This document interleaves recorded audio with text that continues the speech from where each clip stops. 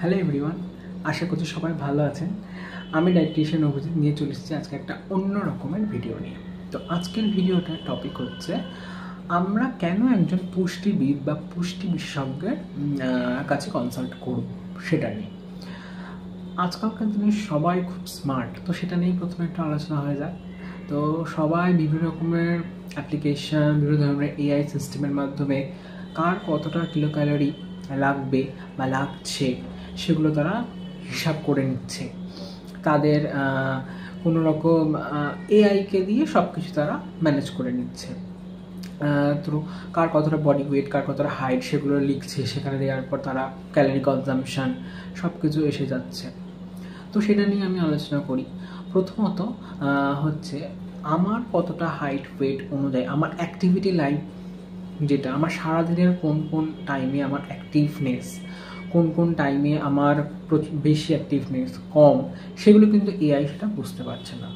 সেটা কিন্তু কখনোই ঠিক না। প্লাস তারপর কোন কোন সময় আমার কোন কোন ফুডগুলোকে বেশি করে ইনক্লুড করা উচিত সেটা কখনোই এআই বুঝতে পারবে না। কোন কোন নিউট্রিয়েন্টসের আমার শরীরে ঘাটতি রয়েছে সেটা কখনো এআই বুঝতে পারবে না।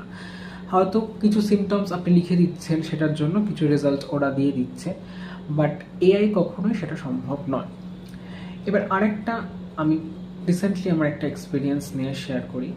তো সেম একটি পেশেন্ট যখন হচ্ছে তারা এআই মাধ্যমে সে সব কিছু ক্যালকুলেশন করছিল, করে সে নিজের মতো এআই থেকে তার ডায়েট বার করে সে কনজিউম করছিল, কারণ দীর্ঘদিন সে নাকি খুব ভালো ছিল সেটা করার ফলে।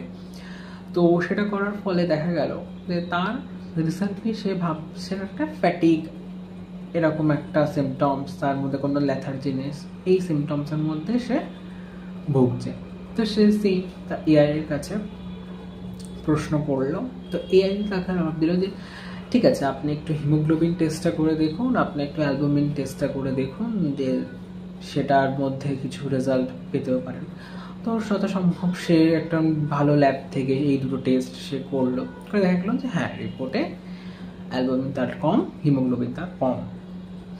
সে আবার সেটাকে সে কী করলো, সে থ্রো এআই এর মাধ্যমে সে চেষ্টা করলো যে আমার হিমোগ্লোবিন বাড়ানোর জন্য আমি কি করতে পারি, আমার অ্যালবুমিন বাড়ানোর জন্য আমি কি করতে পারি, কোনো একজন বিশেষজ্ঞ, একজন ফিজিশিয়ান বা একজন ডায়েটিশিয়ানের পরামর্শ ছাড়া।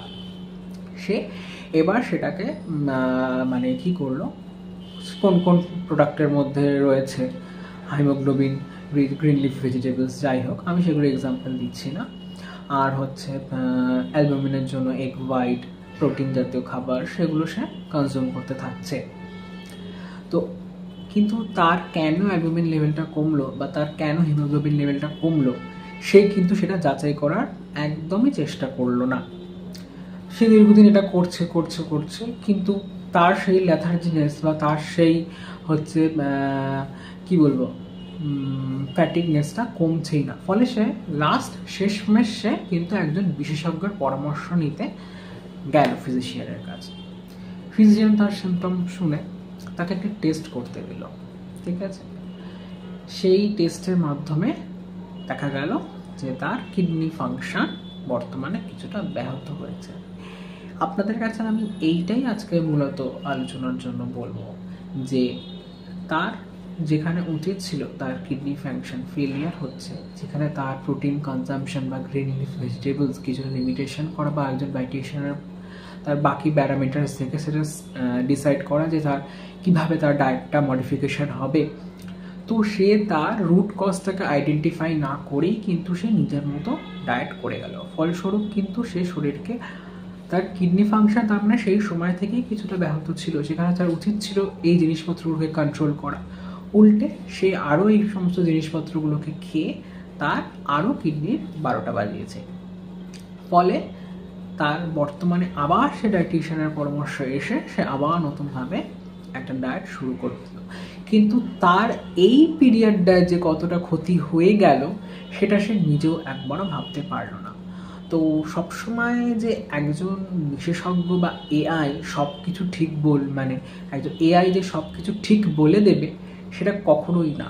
কারণ এআই হচ্ছে হয়তো হাইট ওয়েট দিলাম, সে একটা নর্মাল বেসিক ডায়েট দিয়ে দিল, কিন্তু এআই তো আমার বুঝতে পারছে না যে আমার লাইফস্টাইল, কখন আমি কলেজ যাচ্ছি, কখন আমি অফিস যাচ্ছি, কখন আমি স্কুল যাচ্ছি, বা কখন আমার লাইফস্টাইলটা কোন সময়টা বেশি, আমার আমার রাত্রিবেলার আমার শিফট নাকি আমার আমার কলেজের কোন সময়টা ব্রেক হচ্ছে, সেটা তো এআই বুঝতে পারছি না। তো কোন সময় কোন নিউট্রিয়েন্টটা দরকার, আমার স্ট্রেসটা কীরকম রয়েছে, আমার ব্লাড সুগার কীরকম রয়েছে, আমার বাকি আদার্স প্যারামিটার্স কীরকম রয়েছে, সেটা তো বুঝতে পারছে না এআই।